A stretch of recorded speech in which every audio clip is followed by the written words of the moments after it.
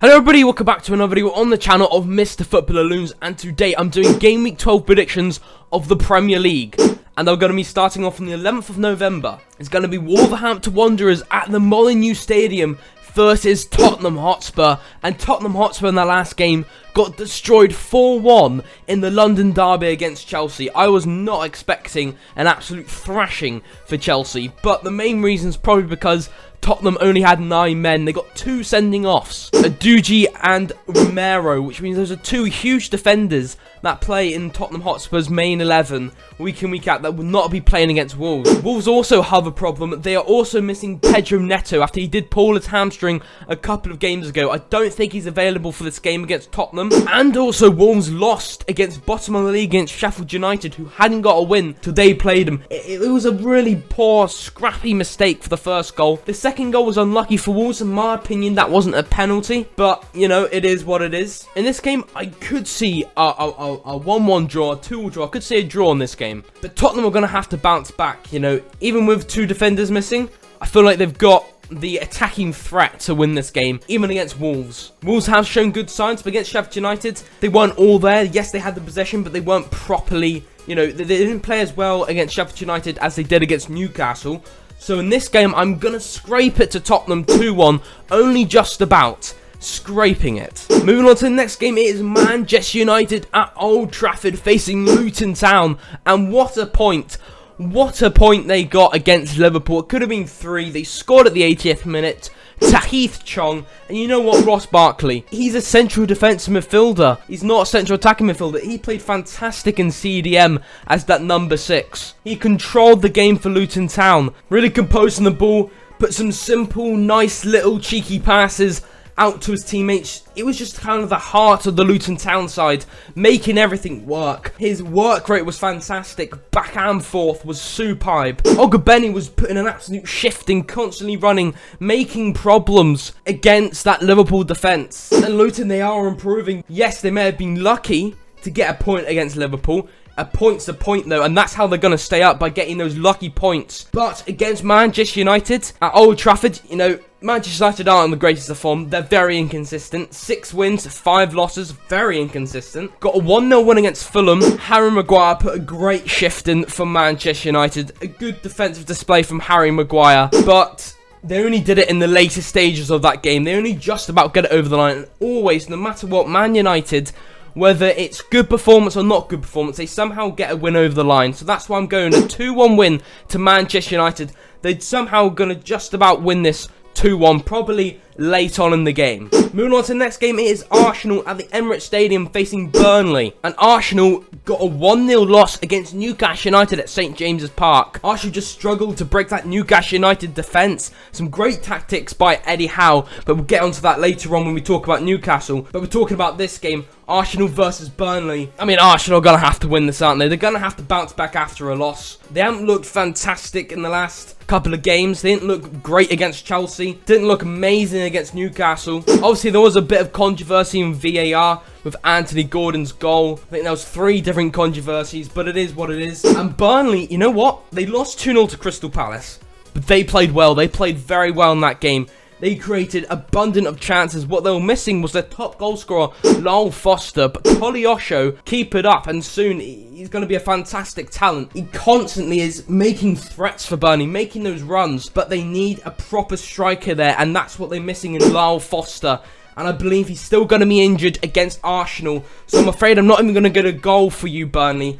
No goals for you, and I'm going a 1-0 win to Arsenal, just about. Moving on to the next game, it's Crystal Palace at Selhurst Park facing Everton. And well, Crystal Palace, as I just said, got a 2-0 away win against Burnley. And Eze, I believe, got an assist. He's back and straight away getting a simple little pass. A simple little assist. Palace got a 2-0 win. I don't think it should have been 2-0. It'll probably be closer to a draw in terms of the performances in that game. But they're facing Everton, which are on very good form. They're playing very well. They got a 1-1 draw against Brighton. Decore linking up very well with his teammates. He's just fantastic. His work rate, how he runs with the ball, it's fantastic by Decore for Everton. It's superb. Calvert-Lewin is still fit he's still fit. I'm surprised he hasn't got another injury. This is a mid-table clash, so in this game, I'm going for a 1-1 draw. I'm going for a draw. They're both mid-table teams, in my opinion, at the moment, especially how they're performing. So I'm going 1-1, as simple as that. Both teams on reasonable form, so 1-1. Moving on to the next game, it's AFC Bournemouth at the Vitality Stadium facing Newcastle United.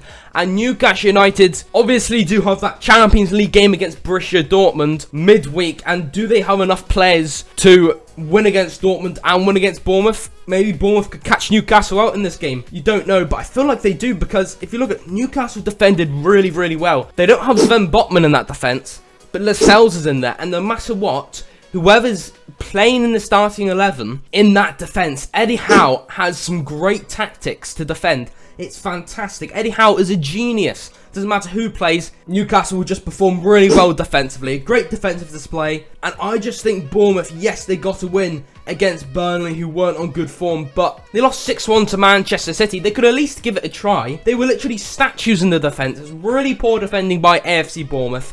And going against Newcastle, I just don't see it. I don't see Bournemouth getting anything. And Newcastle's defence is really good. Eddie Howe's a great manager and has some great tactics. So I'm going for a clean sheet for Newcastle United and a 2-0 win to the away side, Newcastle United. Moving on to the next game, it's a whole new day. 12th of November, it's Aston Villa at Villa Park facing Fulham FC. And well, Fulham, I've not been impressed with Fulham this season. It's not been an impressing show at the moment. They're not scoring enough goals. And ever since Alexander Mitrovic has gone, it has not been the same. It's huge. Raul Jimenez isn't quite clicking, but Paul Hina does look good. He did make that mistake against Manchester United, which eventually led to the goal. But overall, he's definitely doing well. He's definitely one of the highlight players, possibly Fulham's best player. But going against Aston Villa, which are wanting to bounce back after a 2-0 away loss against Nottingham Forest, you're going to be thinking Aston Villa versus Fulham. Aston Villa are going to win this, and that's why I'm going for a 3-0 result to Aston Villa. There's been a lot of 3-0 results against Fulham, so I'm going 3-0 to Aston Villa, the home side. Again, Aston Villa have won their last 12 home games at home.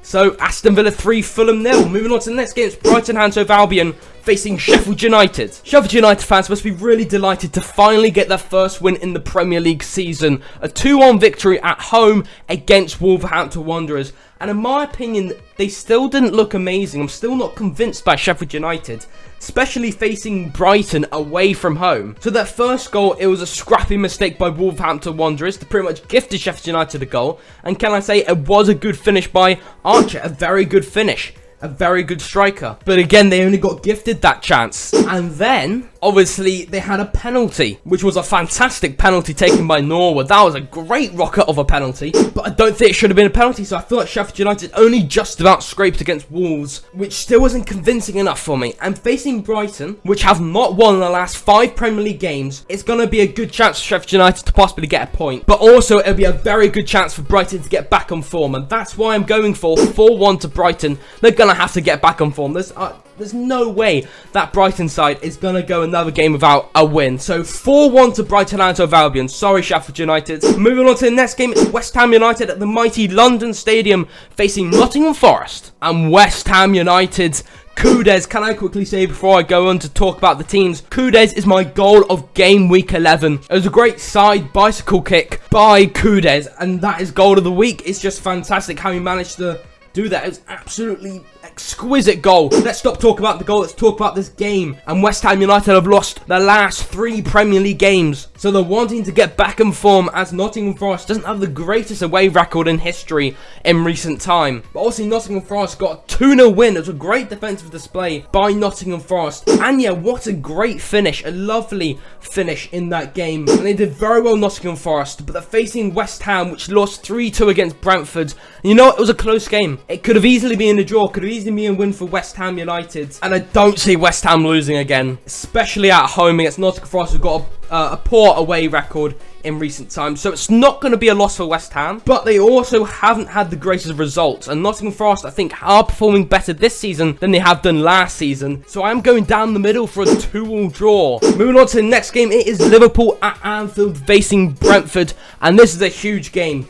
Brentford, last 3 games, wins. Liverpool, last game, they only got a point against Luton Town. Darwin Núñez, the amount of chances he missed was absolutely huge for Liverpool. But now they're at home, they can work on what they did wrong against Luton Town at Luton Town. and they're facing Brentford, which they know they're a good side. But at Anfield, Liverpool are a different Liverpool. They have got a fantastic record at Anfield, and facing Brentford, who did go through a rough patch, but recent times are looking really, really good in recent times. Work really well as a team. I feel like they're going to lose this. Liverpool are going to be wanting to bounce back. If Liverpool want to challenge the title, they're going to have to win this and show that they can bounce back from a 1-1 draw against Luton Town. So I am going for a 3-1 Liverpool. I know it sounds like I'm saying Liverpool are going to have a comfortable win against Brentford. It's not going to be comfortable. It's not going to be comfortable. I just feel like in the later stages, they're going to get an extra one to cap it all off because they've got the stamina and they've got the quality to do that. But I could definitely see it being a draw. I do not see Brentford winning it though. Moving on to the next game. It's a huge game, possibly one of the biggest games or the biggest game of the game week. It is Chelsea at Stamford Bridge facing Manchester City. Obviously, Nicholas Jackson hat-trick.